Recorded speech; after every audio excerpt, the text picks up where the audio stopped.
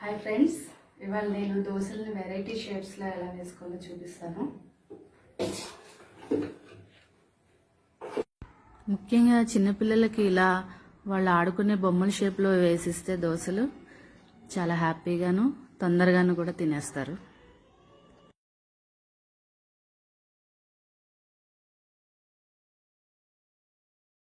ఇలా సాస్తో గార్నిష్ చేయొచ్చు, బాగుంటుంది. ఇలా ఇంకొక షేప్లో వేసి చూపిస్తాను.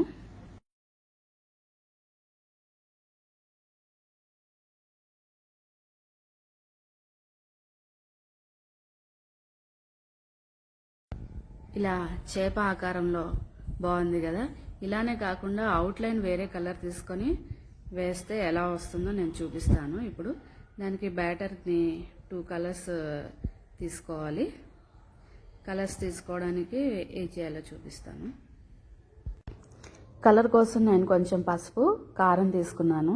ఫుడ్ కలర్ ఇంట్రెస్ట్ ఉంటే తీసుకోవచ్చు, హెల్దీ కాదు కాబట్టి నేను ఈ రెండింటిని మిక్స్ చేసి కొంచెం దోసపిండిని కలిపి వేరొక బ్యాటర్ని కలర్ ఐడియా రావడానికి అవుట్లైన్ వేయడానికి నేను ఇది బ్యాటర్ని రెడీ చేసుకున్నాను. దీన్ని బాగా కలిపిన తర్వాత కొంచెం కలర్ వస్తుంది. దీన్ని ఒక బాటిల్లో వేసుకుంటున్నాను. బాటిల్ క్యాప్కి చిన్న హోల్ చేశాను. హోల్ చేసి ఇలా మనకి నచ్చిన షేప్లో ఫస్ట్ డ్రా చేసుకోవాలి అవుట్లైన్.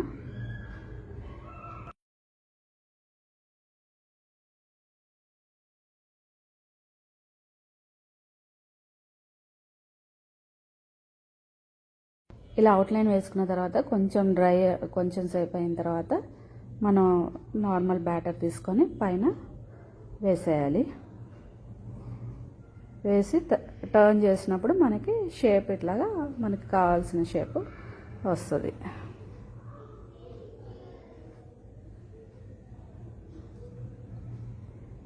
బాగుంది కదా. ఇలా మరికొన్ని చూద్దాము. ఫిష్ ఈ టైప్లో వేసుకుంటే ఎలా వస్తుంది చూడండి. అవుట్లైన్ వేసి మళ్ళీ మనం వైట్ బ్యాటర్తో ఫిల్ చేస్తే 2 కలర్స్ వచ్చి అవుట్లైన్ వచ్చి బాగుంటుంది. ఇదంతా కూడా దోసపిండి మాత్రమే. ఇలా చిన్నపిల్లలకి చాలా ఇంట్రెస్టింగ్గా ఉంటుంది వాళ్ళకి. ఇంకొకటి మనకి ఏ షేప్స్ వస్తే ఆ షేప్స్ వేసుకోవచ్చు. ఫ్రెండ్స్ చూసారు కదా, ఇలా వెరైటీగా దోశలు వేసుకోవచ్చు. మీరు మీ ఇంట్లో వాళ్ళకి వేసి పెట్టండి. Thank you for watching.